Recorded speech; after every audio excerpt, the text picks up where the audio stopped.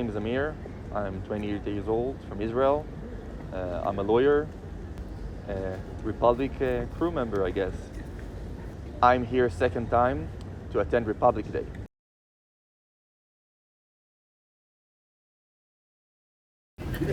A monarchy, the base of it, is the idea that some people are worth more just in virtue of being the descendants of people who are worth more than others.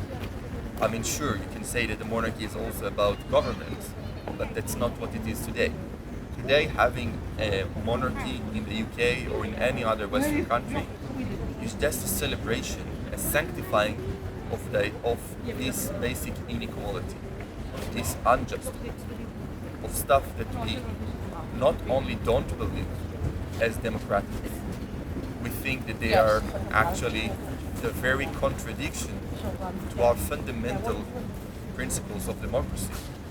Like, what is a democracy? Why does one person get one vote? It's not a better way to allocate resources. It's the idea that each person in the base of it is worth the same, has the same value. I mean, sure, there are some people who are richer, some people who have more talent, I don't know. But in a democratic system, we attribute to each individual the same basic moral value. And monarchy is just a celebration of the opposite of it. And always questions are arising, like why? Or how does it relate to you as an Israeli? And surprisingly, like you'd think that many people will be a hardcore monarchists, royalists, but people listen. People actually take the time and debate with you. Most of them actually agree, at least on most of the points. So I really think that this protest is not in vain. Namely, people here are willing to listen.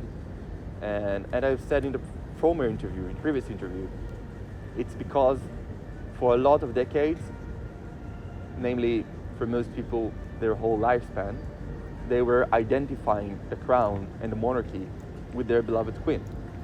Nowadays she is not here anymore. So I think that in her absence, it's the time to rethink whether or not it's compatible with the Western democracy and whether or not it's worth it.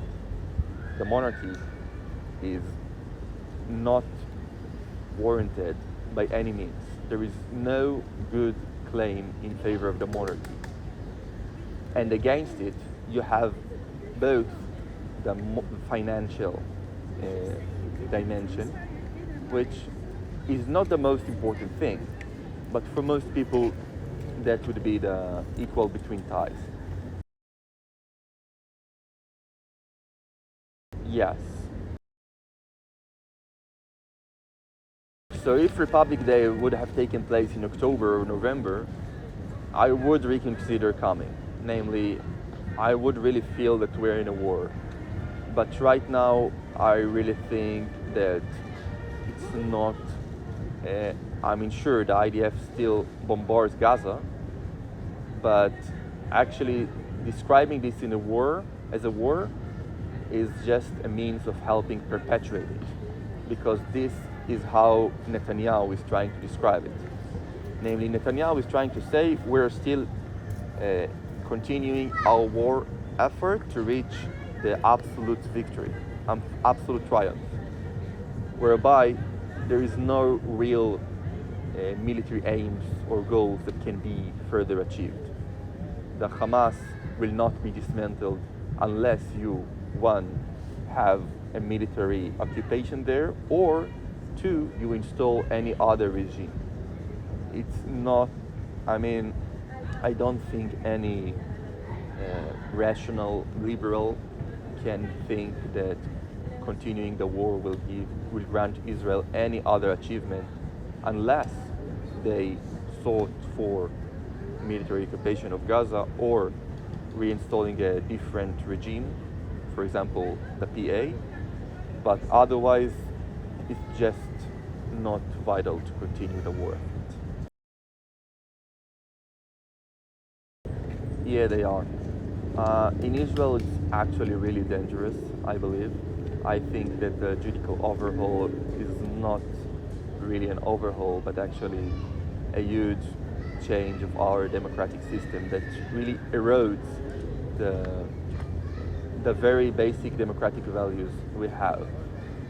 It's not like Israel will cease to be an electoral democracy, and you might not see a lot of changes in many dimensions that we are used to broadcast Israel in the news. But when you try to make these reforms, it's because you want to legislate things that otherwise would have been annulled by the Supreme Court.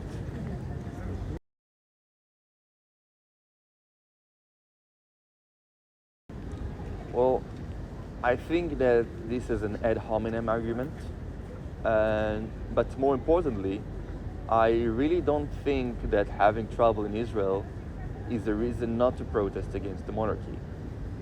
These are important things, and these are important things. And as much as I think that Israel problems might be more crucial, it does not render me coming here futile.